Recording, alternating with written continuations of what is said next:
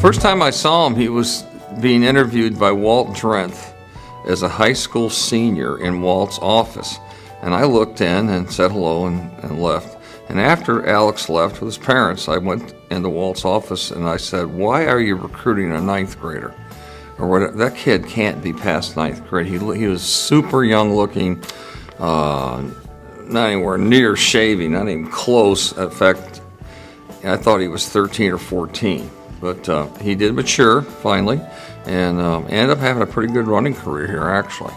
And although he's being inducted here as a coach, he was a pretty good runner in his day also. He was all-conference in cross-country. He was all-conference in track and made All-East. He did a good job recruiting the right type of kid for William & Mary. He knew what it took to do well here academically. And he was a very demanding coach, but he really worked hard with individuals to get them to their highest potential, which is not an easy thing to do with 35 or 40 people. We had quite a large distance program at that time, and he was a real stickler for diet and hydration and really going to the training room when you're supposed to get treatments. That type of thing takes time and takes a lot of discipline, self-discipline, and he demanded it of the kids, and they gave it to him. And they got the return, too. Alex Gibby had an absolutely fantastic coaching career here at William & Mary. He's generally called Gibby rather than Alex. And Gibby's cross-country teams won 7 consecutive CAA cross-country championships. Alex was voted CAA cross-country Coach of the Year 7 consecutive times. And the team went to the NCAA 7 consecutive seasons. Cross country to go to the NCAAs that many times in a row is a pretty amazing thing, actually. Alex's teams also won the regional cross country championships 3 times, and he was voted 3 times the regional coach of the year. And the team also won the IC4A championships. And he did a good job handling all those people. They had a lot of people develop, and I guess the results are in the pudding. The pudding came out pretty darn good. Gibby, congratulations on your induction into the William & Mary Athletic Hall of Fame. It's a great honor, and it's highly deserved.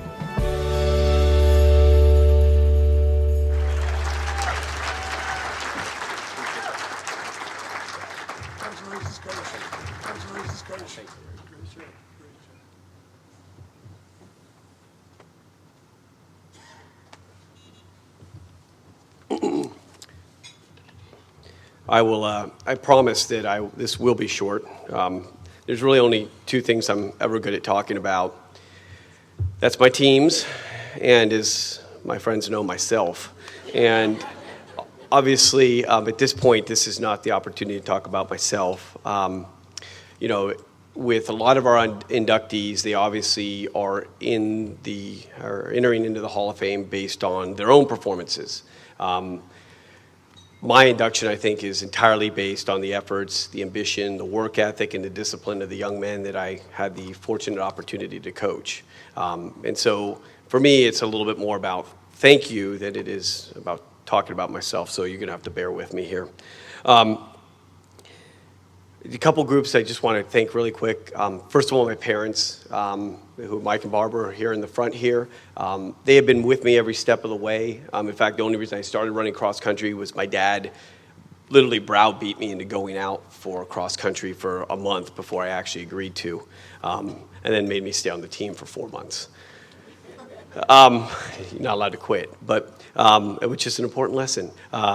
But both my mother and my father, whether it was my first meet in high school to every single NCAA championship we contested at William & Mary, they were there every step of the way. And of course, we all know it's the little things that parents do that show us that we are important to them. In fact, my dad in particular referred to my 5 years at William & Mary as a 5-year running camp. And I believe he was referring to the efforts I put in training rather than what my academic transcript revealed. I'm not sure about that one. But so I'd like to thank my parents. Randy and Shelby Hawthorne are here with us tonight. We all know the challenges that William & Mary face from a monetary standpoint, competing against the schools, our peer group that we wish to compete against. And for those of you guys who don't know, without Randy and Shelby, William and Mary men's track and field probably doesn't exist, and it certainly does not exist at the level that they've been able to produce at for the last 30 or 40 years.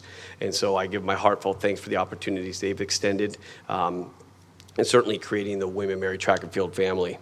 The third group would be my mentors. I have been fortunate that, and I've coached for 20 years at the Division I level now, and I have seen varying degrees of class and integrity, and I've always been fortunate that the people that have managed me, that have coached me, have always operated with the highest level of decency, with integrity, with intelligence, and I'm obviously extraordinarily fortunate to do that. So I'd recognize Walt Drenth, who is my college coach. He had no reason to let me on the team back in 1992, 25 years ago, and he did, and then he kept me around. I can tell you 100% I probably would have cut myself. Probably as late as my junior year as well. I would have still been cutting myself. Andy Gerrard, who was my second coach, but also was the first coach who coached me as a coach. And I can imagine, Andy was a driven and hard worker, and every day he showed up at the office, he had some 22-year-old assistant asking him about 150 questions, and he always answered them patiently and intelligently, and I hope to be able to repay that patience and intelligence to one of my assistants one of these days. I have yet to. But the last mentor I'll mention is Dan Stimpson. Dan was our director when I got here. He allowed me the opportunity to run, which was obviously the reason I'm here today. He hired me as an assistant, actually for the best price possible. I was a volunteer assistant.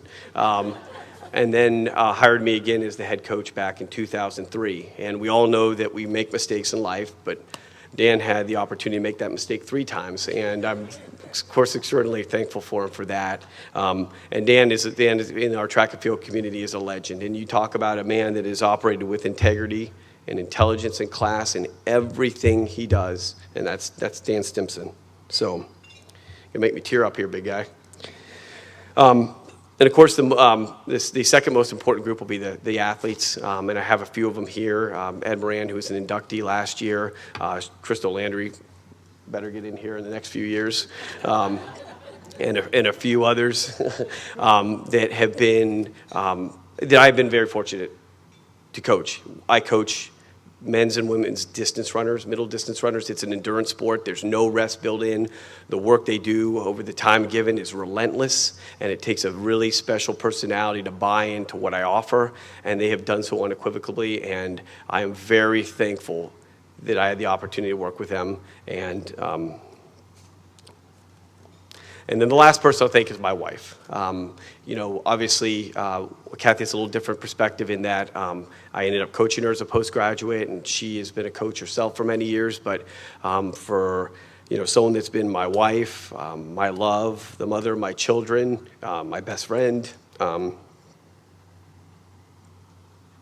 there's no way I'm here where I am today without her operating as a sounding board that she always has. I didn't write that in. And I'm so thankful that she is stuck with me, because we all know how big a pain in the ass I am. So, my wife, Kathy. So thank you, guys.